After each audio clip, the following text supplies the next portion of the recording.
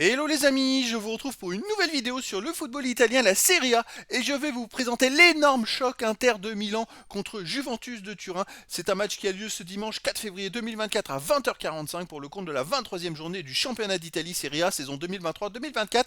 Alors l'Inter de Milan, c'est le premier du classement qui reçoit la Juventus de Turin, le deuxième, donc c'est un énorme choc tant attendu parce que ces deux équipes se tiennent après un parcours fantastique en championnat, se tiennent avec quasiment pas d'écart. Et donc, ça peut décider de la suite de la saison. Donc, les amis, je vais revenir dans cette vidéo sur le classement de la Serie A avec les statistiques de ces deux équipes. On verra ensuite le classement des meilleurs marqueurs et passeurs pour ces deux équipes, toujours en Serie A.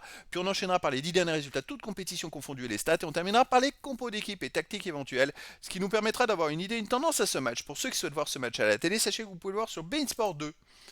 Alors donc au classement, on a l'Inter de Milan qui est premier de Serie A avec 54 points, mais en 21 matchs, 17 victoires, 3 nuls, 1 défaite, 50 buts pour, 10 contre, plus 42 différences de buts, des statistiques hallucinantes. Ils ont la meilleure attaque de Serie A, la meilleure défense, un parcours quasiment parfait et qu'une seule défaite. Et ils ont un point d'avance sur la Juventus de Turin qui a par contre un match de plus. C'est-à-dire que si le Inter de Milan gagnait son match en retard, ils auraient 4 points d'écart parce qu'à la dernière journée, la Juve a fait un petit couac, ce qui fait que ça a créé un écart un plus, parce qu'avant il y a eu 2 points d'écart pendant très longtemps entre les deux équipes, hein.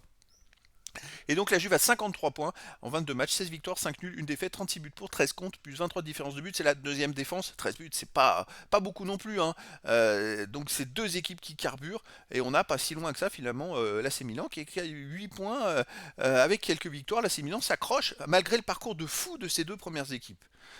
Allez, l'Inter de Milan, Lautaro Martinez, meilleur marqueur de Serie A avec 19 buts en 19 matchs. Il est phénoménal depuis la Coupe du Monde, d'ailleurs, il y a un peu plus d'un an. Ensuite, on a Vlahovic, deuxième meilleur marqueur de Serie A pour la Juve avec 12 buts. Après, pour l'Inter, on a Calhanoglu 9. Pour l'Inter, Thuram 8. Pour la Juve, Chiesa 6. Et après, il y a plein de joueurs à 3-2. Un but pour les deux équipes. Pour les passeurs décisifs, Marcus Thuram, meilleur passeur de Serie A avec 7 pour l'Inter. Mkhitaryan 6 de l'Inter.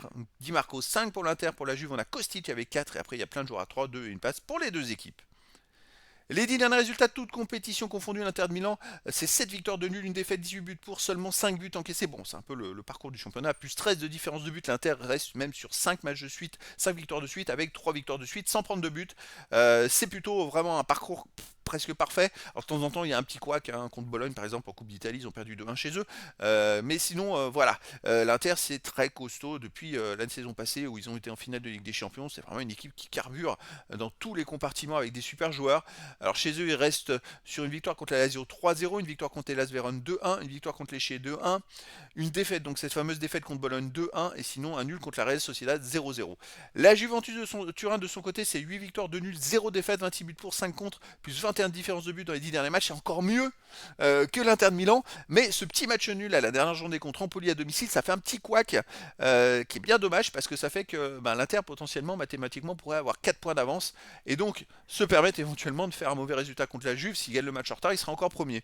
Et donc la Juve à l'extérieur reste sur une victoire à Lecce 3-0, une victoire à Salernitana 2-1, une victoire à Frosinone 2-1 et un nul à Genoa 1 partout. Alors c'est plus serré à l'extérieur, ils ont un peu plus de mal, mais voilà, ça va être un match très serré entre les deux équipes.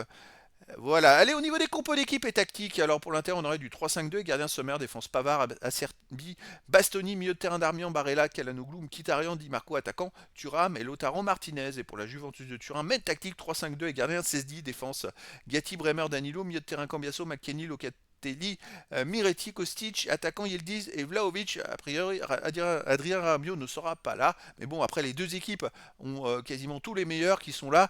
Et petit quand même truc intéressant, c'est quand même qu'ils ont la même tactique. Alors à voir si les deux équipes vont vraiment jouer dans cette tactique-là, parce que souvent la même tactique, c'est avantage à l'équipe qui met le plus d'intensité. Souvent c'est l'équipe qui est à domicile, mais voilà, ça peut être un petit facteur clé dans cette rencontre. Et donc les amis, je vous donne rendez-vous donc ce dimanche 4 février 2024 à 20h45 pour le match de la 23e journée du championnat d'Italie Serie A saison 2023-2024. Le match, le choc, l'énorme choc, Inter de Milan premier reçoit la Juventus de Turin, le deuxième. Voilà les amis, je vous dis à très bientôt pour une nouvelle vidéo.